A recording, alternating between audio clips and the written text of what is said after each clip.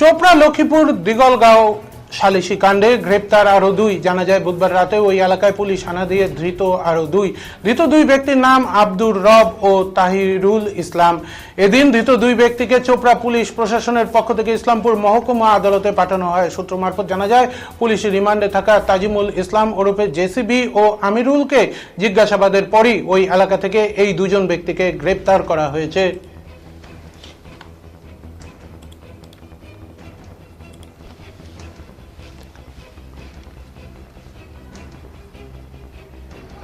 কি ভূমিকা ছিল আপনাদের? কি ভূমিকা ছিল? বলো কি ভূমিকা?